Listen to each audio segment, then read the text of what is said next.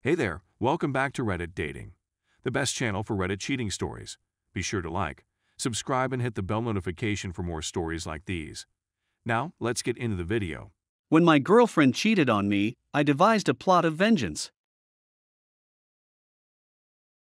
My girlfriend, 22F, now ex, admitted to me, 24M, that she had been talking to someone else on Instagram and had felt attracted to him, but she felt bad and regretted it. Why? You're probably scratching your head, wondering what occurred.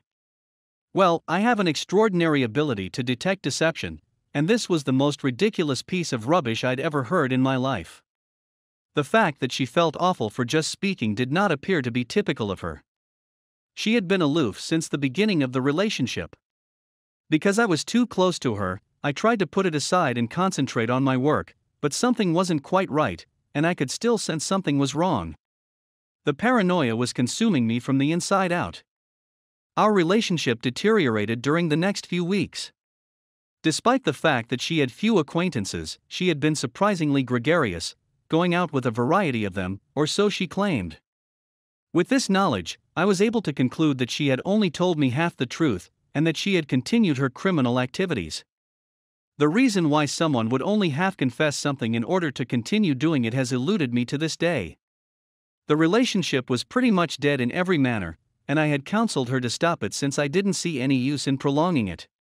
However, she persisted in trying because I had found her a good job and she was making excellent progress as a result of my friend's encouragement. When I realized that this was her motivation for continuing, I felt something break inside of me. Through unbearably similar situations, career disappointments, and personal betrayals from her friends, I had been at her side through it all. I gave her everything I had all of the time, and she was grateful. I lived only for the purpose of bringing her happiness. But in reality, she was living on my dime and keeping me in the dark about her whereabouts. As the idiot that I was, I began plotting my icy cold retribution in the hushed confines of my own home. I attempted to contact a random female, J, who provided me with her phone number months before these occurrences, but I was unable to do so because I was steadfast. My explanation for why I hadn't called was accepted by her.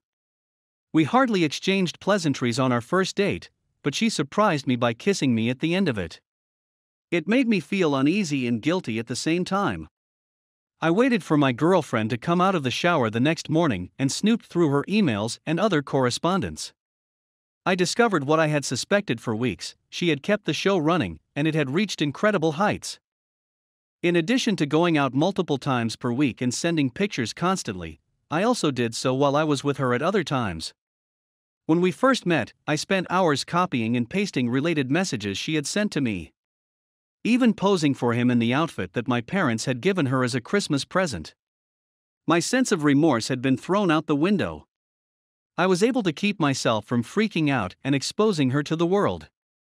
This instilled in me the confidence and blind hatred I required, and I phoned Jay again that night, carrying out my plan in the most brilliantly rage-fueled manner I could think of.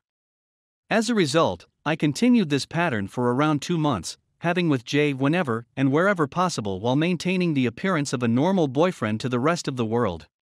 My girlfriend came over one night, and we proceeded to further screw her while focused on the hatred in my thoughts. On other days, I would stay up all night in order to see her and her even more the next morning. Following that, I often left out minor hints of skepticism in her direction in order to make her feel anxious and guilty about the situation. My relationship with my girlfriend came to an end after discovering her lies, but I maintained my moral superiority over her by keeping my secrets from her. Even after I presented her with the facts, she continued to deny everything. She had been depressed for days following their reconciliation. Because of this passage, I felt as though all had been for naught, and that I had never completely received closure. Jay became more at ease in my presence, but I was already engrossed in the whole story of this plot. I couldn't handle the thought of dating anybody else at this time, so I had to call a halt to our relationship as well as our friendship. The following months passed, and the lady whom my ex loathed the most, since she was highly popular with common male friends, happened to come to work with me, much to my surprise. Whoopin' got close, but it was never anything more than a casual relationship. Even though my ex-girlfriend had found out and texted me to confirm it, she was still hurting from our breakup. Instead of answering, I traveled to her home to personally inform her of the situation and witnessed her crumble in front of me. Edit. All of this nonsense did nothing but mess with my head. Her cheating gave me fear about other people betraying me, but what I did demonstrated that I too was a jerk like no other. Since realizing this, my attitude about women and relationships has changed dramatically. I would never do something like this again, but it had to happen for me to learn and see the consequences of letting oneself go with wrath and hatred. It merely causes discomfort and does not promote recovery. Edit 2. For those who feel sorry for Jay, I only chose her as my accomplice since she was in a relationship at the time she gave me her phone number and thus was attempting to cheat. In essence, I thought I was doing justice in more than one name. Nonetheless, I feel awful for her. She didn't deserve to be caught in my garbage and abused in this manner. She was the only one with the foresight to remain a ghost indefinitely. I embrace your contempt with open arms. My mother cheated on my father. My mother was just discovered to have cheated on my father with her current spouse. My parents divorced when I was 4 years old. They had 2 children, my older sister and myself.